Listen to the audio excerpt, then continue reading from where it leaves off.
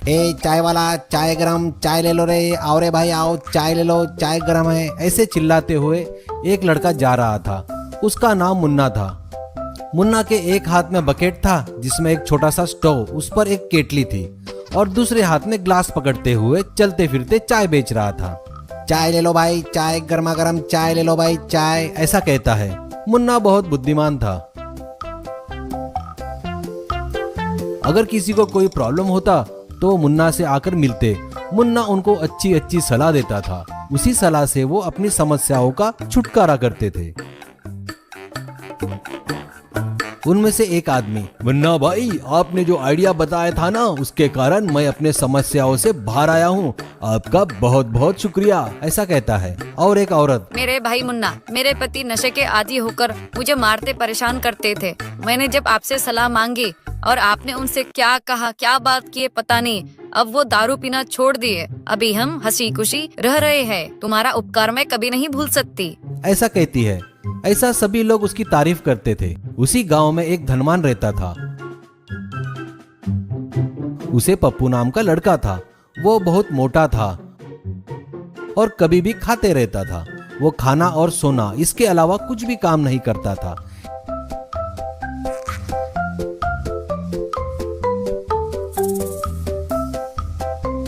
इसीलिए शादी के लिए उसे रिश्ता देखने के लिए पिताजी को बहुत मुश्किल हो गई थी। एक दिन रिश्ता जोड़ने वाला आकर कहता है, आपके लड़के के लिए लड़की नहीं मिल रही है। भले ही आपके पास धन दौलत बहुत है, पर आपके लड़के को देखकर कोई भी आपको लड़की नहीं देना चाहता। और कुछ लोग तो उन्हें सिर्फ आपकी दौलत चाहिए। अब आप ही बोलिए मैं क्या करूं? आप बोले तो मैं वैसा रिश्ता लेकर आता हूँ। पप्पू, नहीं नहीं, मुझे वैसी लड़की नहीं चाहिए, अच्छी लड़की चाहिए, ऐसा कहता है। पिताजी, बेटा अच्छी लड़की चाहिए तो तुझे अपना मोटापा कम करना पड़ेगा, वो तुझसे तो होगा नहीं, इसलिए किसी से भी रिश्ता जोड़ना अच्छा रहेगा। इससे ज्यादा मैं तेरे लिए और कुछ नहीं कर सकता बेटा, ऐसा कहता है। उन बातों को सुनकर पप्पू परेशान हो जाता है। वो मन ही मन सोचता है, पैसा देखकर आने वाली लड़की मुझे नहीं चाहिए, लड़की मुझे देखकर पसंद करने वाली चाहिए। अगर मुझे ऐसी लड़की चाहिए तो मुझे अपना मोटापा कम करना पड़ेगा। क्या ये मुझसे होगा? एक काम करता हूँ, मुन्ना से सलाह लेके देखता हूँ, कहकर पप्पू आकर मुन्ना से सलाह लेता है। मुन्ना, देख पप्पू भाई, ये थोड़ा मुश्किल है पर नामुमकिन नहीं। तुझे खाने से बहुत प्यार है, लेकिन मैं बताता हूँ वैसा करेगा ना? लेकिन मैं जैसा बताता हूँ वैसा करता है तो मैं तुझे आइडिया देता हूँ। लड्डू, बताओ मुन्ना भाई, इसीलिए तो मैं आपके पास आया हूँ, आप बताएंगे मैं वैसा ही करूँगा।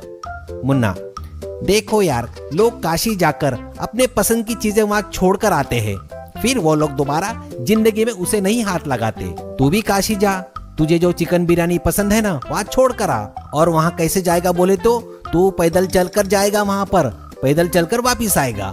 और तूने ऐसा किया, तू यहाँ आए बरोबर ही तेरी शादी होगी। और हाँ, चलते हुए बोर होने से अच्छा है तू मेरे जैसा चाय बेचते हुए जा, और जो पैसे मिलेंगे और उसे लाकर मुझे दे देना, ठीक है ना? पप्पू ठीक है कहता है। अब वो भी मुन्ना जैसा चाय बेचते हुए जाने लगा।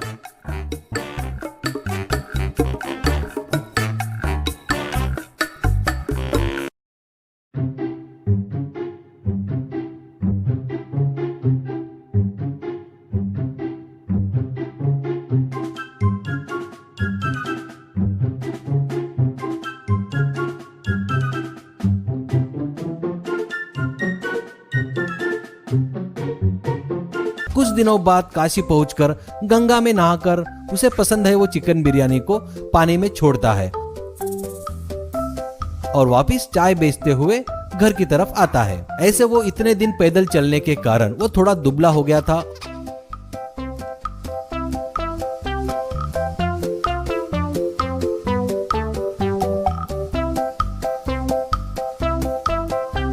और सुंदर भी दिखने लगा था। ऐसे चलकर कुछ दिनों के बाद घर पहुंचता है।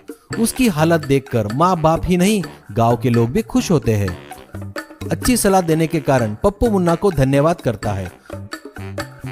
उसके बाद पप्पू की एक बहुत सुंदर लड़की से शादी हो जाती है।